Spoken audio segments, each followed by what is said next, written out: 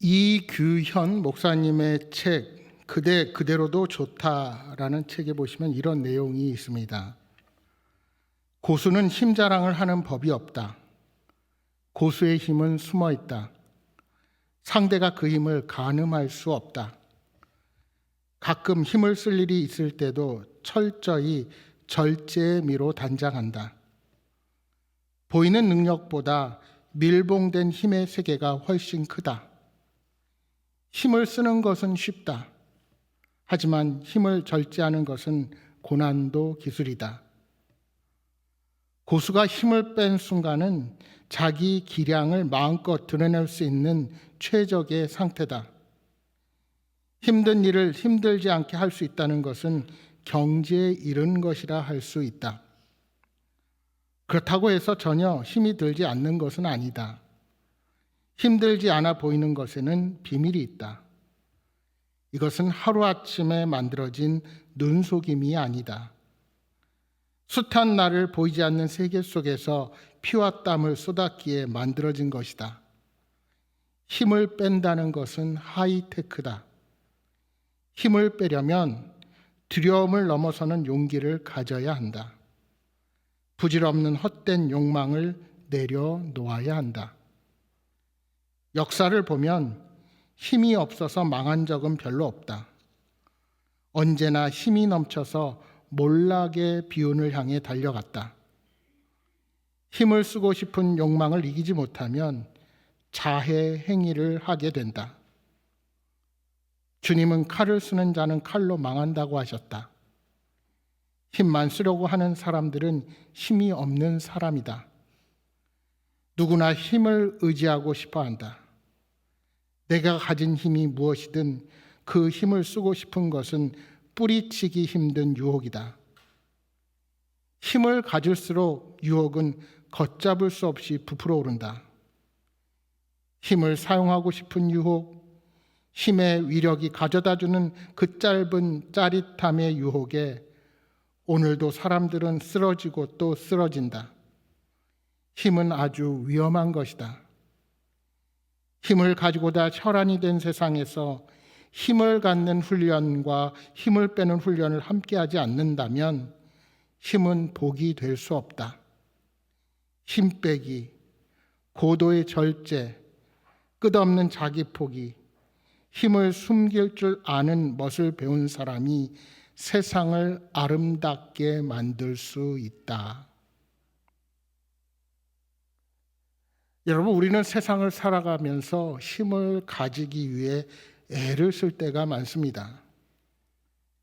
힘을 가져야 내가 더 능력 있는 사람으로 보이고, 힘을 소유해야 내가 하고 싶은 일, 나의 욕망을 이룰 수 있다고 여기기 때문입니다. 그러나 그리스도인들은 내 힘과 능력을 의지하며 살아가는 자들이 아닙니다. 평생을 살면서 자신의 힘과 능력을 의지하며 높은 자리에 오른 사람도 그 영화가 계속되는 경우는 없습니다. 아무리 찬란한 문명과 민족도 때가 되면 다 그 힘을 잃고 역사의 뒤안길로 사라졌다는 사실을 우리 인간의 역사를 통해 분명히 보게 됩니다. 스가랴서는 바벨론 포로에서 귀환한 유다 백성들이 성전을 재건하다가 외부 세력의 방해로 막혀서 16년 동안 성전 건축을 중단한 시기에 주어진 하나님의 말씀입니다. 여러분, 사실 구약 성경에 이 스가랴서 말씀처럼 난해한 구절이 많은 성경도 없습니다. 그 이유는 여기에 많은 환상과 상징이 등장하기 때문입니다.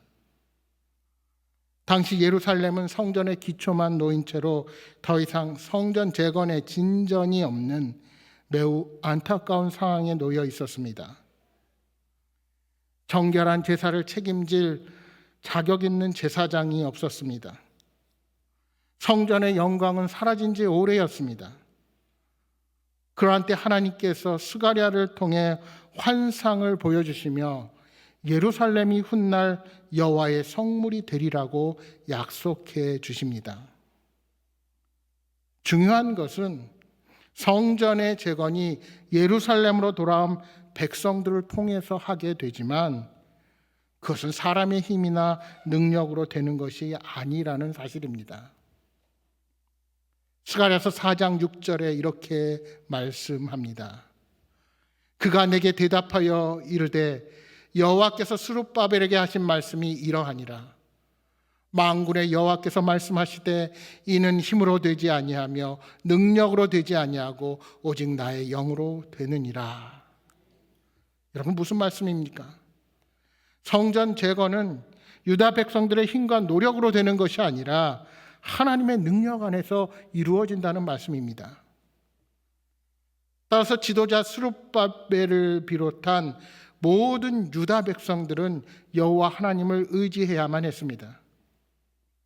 특별히 본문은 스가랴 선지자에게 보여준 8가지 환상 중 마지막 환상을 보여주시고 나서 온 세상을 향한 하나님의 통치와 회복을 선언하시는 장면입니다. 그래서 우리가 오늘 9절 말씀부터 보았지만 8번째 환상인 1절부터 살펴보고자 합니다. 스가랴는 구리로 된 두 산 사이에서 나오는 4대의 병거를 보게 됩니다. 여기에 언급된 병거는 전쟁에서 사용된 무기 중에 하나로 고대 근동에서 가장 강력한 위용을 자랑하는 병기로 손꼽혔습니다. 이것이 각각 선명하게 구별되는 말들에 매여 있었습니다. 여러분, 산은 성경에서 전통적으로 하나님의 처소를 표현할 때 산이라는 표현을 씁니다. 또한 여기 구리는 우리가 아는 노새로서 소위 청동을 의미하죠. 그렇다면 구약 성경에서 청동은 어떤 것을 의미할까요? 청동은 종종 강인함과 뚫을 수 없는 견고함을 뜻할 때 청동, 노새를 사용합니다. 따라서 이러한 단단한 금속의 이미지는 유다 공동체를 향한 하나님의 계획이 얼마나 확고하고 흔들림이 없는지를 상징한다 할 수 있습니다. 그 구리산 사이에서 병거가 나오는데 동일한 색깔을 가진 말들이 한 팀을 이루어서 병거를 이끌며 4팀으로 움직입니다. 이 말들은 모두 강하고 건장한 모습입니다. 보통 말과 병거는 성경에서 하나님의 심판의 도구로 사용되는데 여기서는 마지막 때 이방 민족에게 임할 하나님의 심판을 상징적으로 묘사한 표현입니다. 스가랴 선지자는 곁에 있던 천사에게 내 병거가 무엇인지를 묻습니다. 이에 천사는 말들이 끄는 내 병거가 하늘의 내 바람이라고 설명합니다. 여기 바람은 원어적인 의미로 영, 즉 천사를 가리킵니다. 이들은 온 세상을 다스리는 주를 섬기다가 주님의 명령을 받고 세상으로 떠나는 자들이라고 설명합니다. 그러니까 하늘의 네 바람은 동서남북 사방 곧 온 세상을 향하여 나아가는 네 천사를 의미하는 것으로 보입니다. 이 네 병거의 말들이 천사의 명령을 듣고 각기 정해진 방향으로 나가서 땅에 두루 다닌다는 사실을 기록한 것입니다.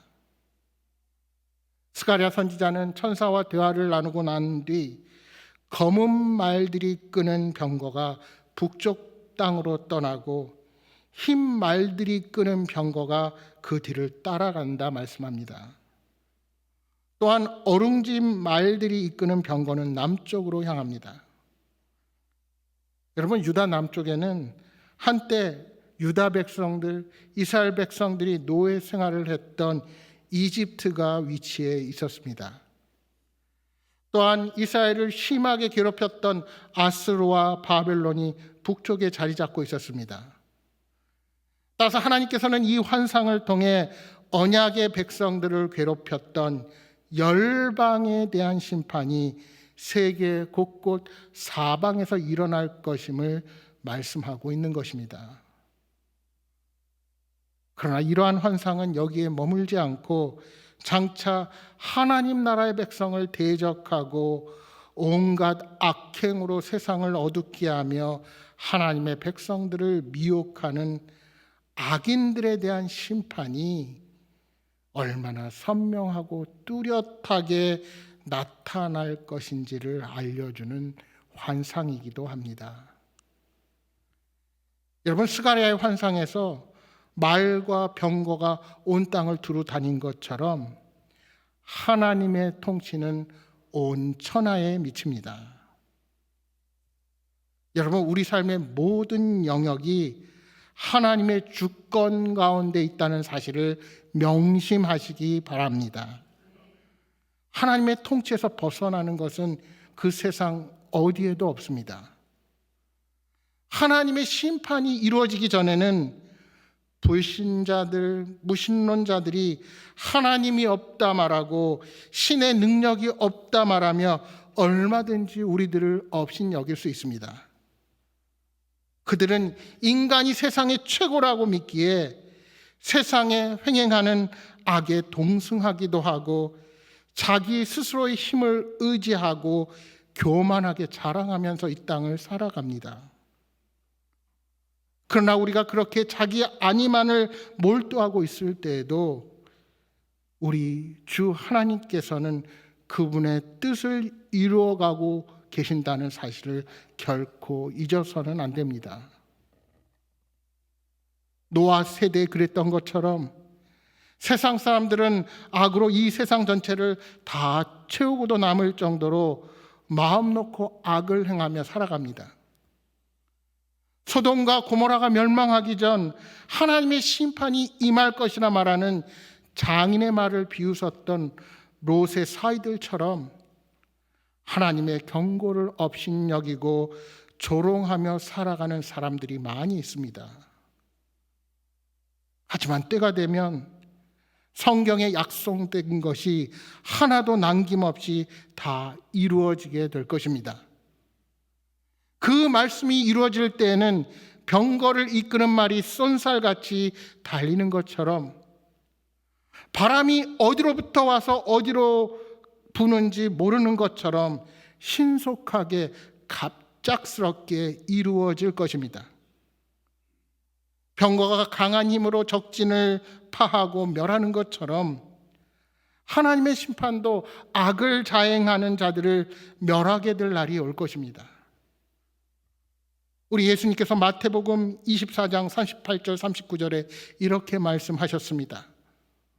홍수전에 노아가 방주에 들어가던 날까지 사람들이 먹고 마시고 장가들고 시집가고 있으면서 홍수가 나서 그들을 다 멸하기까지 깨닫지 못하였으니 인자의 임함도 이와 같으리라. 데살로니가전서 5장 3절에 바울 사도는 이렇게 말씀합니다. 그들이 평안하다 안전하다 할 그때 임신한 여자에게 해산의 고통이 이른과 같이 멸망이 갑자기 그들에게 이르리니 결코 피하지 못하리라. 여러분, 하나님의 심판은 예고하고 오지 않습니다. 평안하고 안전하다고 여길 때 힘과 권력을 지니고 교만하여 내가 못할 것이 없다고 자부할 때 하나님의 심판은 예고 없이 찾아와서 우리 주님이 그 심판의 칼날을 드실 것입니다. 스가랴서 6장 8절에 이렇게 말씀합니다. 그가 내게 외쳐 말하여 이르되 북쪽으로 나간 자들이 북쪽에서 내 영을 쉬게 하였느니라 하더라. 북쪽에 나간 자들이 자기에게 주어진 임무를 충실히 수행한 결과가 무엇입니까? 내 영을 쉬게 하였다 하는 것은 임무를 충실히 수행한 결과 평안하게 되었다는 말씀입니다. 여러분, 예전 한글 성경에 보시면 이 말씀을 내 영을 쉬게 하였다 하는 이 말씀을 내 마음을 시원하게 하였느니라 라고 번역했습니다. 이는 자신들의 임무를 충실하게 마침으로 하나님의 마음을 시원하게 해드렸다, 이런 뜻입니다. 그렇습니다. 하나님의 마음을 시원하게 하는 사역자가 영광을 얻습니다. 잠언 25장 13절에 이렇게 말씀합니다. 충성된 사자는 그를 보낸 이에게 마치 추수하는 날의 얼음 냉수 같아서 능히 그 주인의 마음을 시원하게 하느니라. 여러분, 요즘 너무 비가 많이 와서 남은 벼를 추수하지 못하고 계신 농부들이 많이 계신 것 같습니다. 그런데 사실 이 추수하는 한낮의 태양이 얼마나 사람을 덥고 힘들게 만듭니까? 그렇게 많은 땀을 흘리며 곡식을 거둘 때 얼음 냉수를 마신다면 얼마나 시원할까요? 그런데 바로 충성된 사자가 바로 이와 같은 존재라는 것입니다. 사랑하는 여러분, 저와 여러분도 이 세상에 파송된 하나님의 사자들입니다. 우리가 하나님의 사자로서 그분의 명령에 따라 복음을 전하게 된다면 하나님이 기뻐하시는 많은 열매를 맺게 될 것입니다. 바라기는 여러분의 직장과 가정, 교회와 사회 속에서 하나님의 정의와 하나님의 은혜, 하나님의 평화를 전하는 사명자로, 그리고 무엇보다 죽어가는 영혼들에게 복음을 전하는 사람들로 서게 되기를 소망합니다. 저와 여러분의 순종과 헌신을 통해 하나님의 뜻이 이 땅 가운데 이루어질 것을 믿습니다. 따라서 아무리 힘든 고난이 찾아오고 삶의 상황이 좌절된다 할지라도 신실하신 하나님을 끝까지 붙들고 인내해야 합니다. 하나님께서 일하심을 믿으며 그 사역에 동참하는 복된 인생으로 살아가시기를 축복합니다. 이렇게 스가랴에게 8가지 환상을 보여주신 하나님의 메시지는 이제 대제사장 여호수아에 관한 말씀으로 마무리됩니다. 하나님은 스가랴에게 당시 스바냐의 아들 요시아의 집에 머물고 있었던 헬데 도비아 여다야에게서 예물을 받아오라고 명령하십니다. 그리고 그들에게서 받은 은과 금으로 면류관을 만들어서 대제사장 여호수아의 머리에 씌우라고 명하십니다. 그런데 조금 이상합니다. 구약 성경의 대제사장의 관은 세마포로 만든 관이었습니다.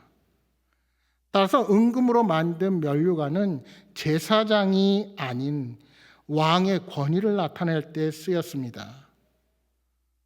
그럼에도 불구하고 하나님께서 은금으로 만든 면류관을 여호수아에게 씌우라고 하신 것은 그가 싹으로 표현된 메시아를 예표하는 인물이었기 때문입니다. 여러분, 예표한다는 것은 미리 보여준다, 이런 뜻입니다. 그러니까 이는 이 스가랴를 통한 이들의 행동을 통하여 제사장과 왕의 권위를 겸비한 메시아가 오실 것을 미리 보여주는 행위가 되는 것입니다. 여러분, 우리 12절과 13절의 말씀을 화면을 보면서 다시 한번 읽어보겠습니다. 같이 읽겠습니다. 말하여 이르기를 만군의 여호와께서 이같이 말씀하시되 보라, 싹이라 이름하는 사람이 자기 곳에서 솟아나서 여호와의 전을 건축하리라. 그가 여호와의 전을 건축하고 영광도 얻고 그 자리에 앉아서 다스릴 것이요 또 제사장이 자기 자리에 있으리니 이 둘 사이에 평화의 인원이 있으리라 하셨다 하고. 아멘. 여호와 하나님께서는 성전이 다시 회복될 것이라고 선포하십니다. 그런데 이 성전은 단순히 스가랴 당시 재건되는 성전만을 의미하는 것이 아닙니다. 그럼 무엇을 의미할까요? 장차 오실 메시아를 통해서 완성될 성전, 바로 저와 여러분을 의미합니다. 이미 스가랴 3장 8절에도 싹에 대한 언급이 있었습니다. 대제사장 여호수아야, 너와 내 앞에 앉은 내 동료들은 내 말을 들을 것이니라. 이들은 예표의 사람들이라. 내가 내 종 싹을 나게 하리라. 하나님께서는 미래에 일어날 일, 특별히 메시아의 시대에 일어날 일에 대해 말씀하셨습니다. 하나님은 장차 유다를 위해 그의 종 싹을 일으키실 것을 예고하신 것입니다. 여러분, 이미 스가랴 선지자의 예언 전에 이사야 선지자도 다윗의 혈통에서 나타날 통치자 싹의 도래를 예언한 바가 있습니다. 이사야서 11장 1절에 이렇게 말씀합니다. 이새의 줄기에서 한 싹이 나며 그 뿌리에서 한 가지가 나서 결실할 것이요. 이새는 다윗의 아버지이죠. 계속되는 이사야서 11장 10절에 이렇게 말씀합니다. 그날에 이새의 뿌리에서 한 싹이 나서 만민의 기치로 설 것이요 열방이 그에게로 돌아오리니 그가 거한 곳이 영화로우리라. 그런데 왜 하필 메시아가 힘과 권력과 능력을 상징하는 그 무언가로 표현되지 않고 이렇게 싹이라는 말로 표현될까요? 우리는 이 메시아가 하필 싹이라고 표현된 사실에 주목해 볼 필요가 있습니다. 싹은 땅에서 돋아나는 식물의 새싹 또는 나무의 줄기에서 돋아나는 순을 의미합니다. 그러니까 연약함과 보잘것없음의 상징이 순이요 싹입니다. 메시아의 탄생이 지극히 비천한 사람에게 주목받지 못할, 아니 오히려 천대받을 출신이 될 것임을 성경은 말씀하고 있는 것입니다. 거대한 나무줄기에서 조그맣게 돋아나는 싹, 마른 땅에서 돋아나는 싹은 사람들의 눈에 잘 보이지 않는 것처럼 메시아의 시작도 아무도 주목하지 않을 정도로 미미할 것을 말씀합니다. 이사야서 53장 2절에는 이렇게 말씀합니다. 그는 주 앞에서 자라나기를 연한 순 같고 마른 땅에서 나온 뿌리 같아서 고운 모양도 없고 풍채도 없은즉 우리가 보기에 흠모할 만한 아름다운 것이 없도다. 이 예언의 말씀처럼 이 땅에 오신 메시아 예수님은 사람들의 눈에 보기에는 비천하게 여겨지기 충분했습니다. 사람들의 주목을 받지 못할 정도로 초라했던 것입니다. 다윗 왕의 자손으로 오셨지만 화려한 왕궁에서 사람들의 주목을 받으며 출생하지 않으셨습니다. 그는 갈릴리 나사렛에서 목수의 일을 하던 요셉의 아들로 태어났습니다. 또한 출생 시에는 작은 시골 마을 베들레헴의 초라한 짐승의 구유에 누이셨습니다. 또한 그 외모는 누구 하나 주목할 만한 훌륭한 풍채도 아니었습니다. 요한복음 7장 52절에는 이렇게 말씀합니다. 그들이 대답하여 이르되 너도 갈릴리에서 왔느냐 찾아보라. 갈릴리에서는 선지자가 나지 못하느니라 하였더라. 이 말씀처럼 예수님의 공생의 당시 그 출생 배경 때문에 동족인 유대인들에게도 배척당하기가 일쑤였습니다. 그러나 비록 예수님의 출신은 비천했지만 세상 그 무엇과도 비할 수 없는 그 누구도 해내지 못하는 위대한 일을 우리 주님이 이루셨습니다. 여러분, 사실 인간적인 관점에서 보면 예수님의 공생의 사역은 그렇게 위대한 것으로 보여지지 않습니다. 유대인들이 기다리던 메시아는 영웅적인 메시아였습니다. 물론 그들이 기대하는 바처럼 예수님은 공생애를 시작하시며 눈먼 자를 고치시고 귀신 들린 자를 치유하고 자유함을 주시고 가난한 자들에게 삶의 소망을 주셨습니다. 유대인들은 메시아가 오면 이스라엘을 로마의 압제로부터 해방시키고 온 세계 위에 뛰어나게 하실 것이라 기대했습니다. 마치 알렉산더 대왕이나 징기스칸처럼 뛰어난 지도력과 힘을 가지고 단숨에 세계를 평정할 정복자를 그들은 기대했던 겁니다. 하지만 당시 기득권이었던 바리새인과 서기관, 제사장들의 눈에는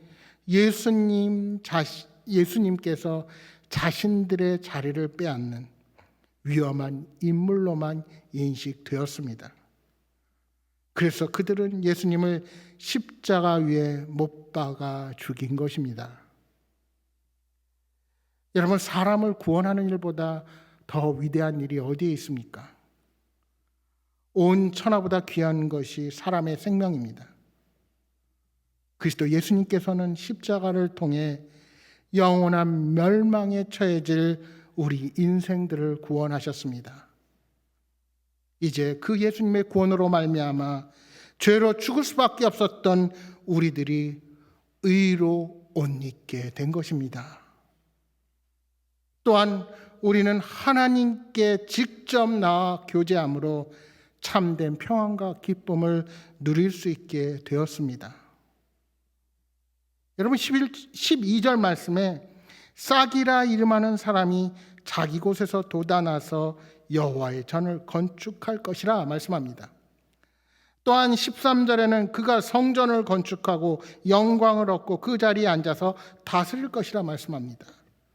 15절에 먼 데 사람들, 즉 이방 사람들이 와서 여호와의 전을 건축할 것이라 말씀합니다.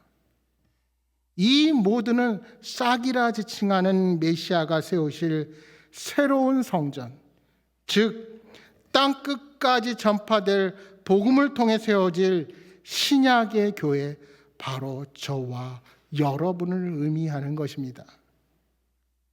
결국 하나님께서는 바벨론 포로에서 돌아와서 성전 건축을 중단하고 시리에 빠져 있는 유다 백성들에게 다시 성전을 건축하도록 인도하셨습니다. 뿐만 아니라 하나님께서 장차 보내실 메시아를 통해 더 완전한 성전을 세우실 것을 약속해 주시는 겁니다. 여러분, 놀랍지 않습니까? 우리는 당장 나를 좌절시키고 힘들게 하는 세상의 거대한 힘 앞에서 넘어지고 포기하려 합니다. 그러나 하나님께서는 그렇게 나약해져 있는 우리 앞에 한 싹을 통한 위대한 승리의 역사를 말씀하십니다. 우리가 왜 포기하거나 좌절해서는 안 됩니까? 왜 당장 눈에 보이는 유익과 세상의 화려함에 끌려가면 안 되는 것입니까? 잠깐의 유익을 줬다가 하나님이 예비하신 놀라운 약속을 망각해서는 안 되기 때문입니다.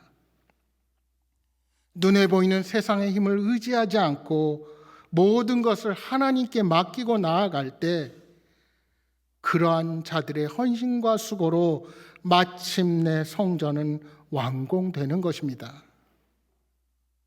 뿐만 아니라 어떠한 상황 가운데서도 신실하신 주님의 약속을 믿고 나아갈 때 하나님은 반드시 예비하신 때에 그 약속을 성취해 가실 것입니다.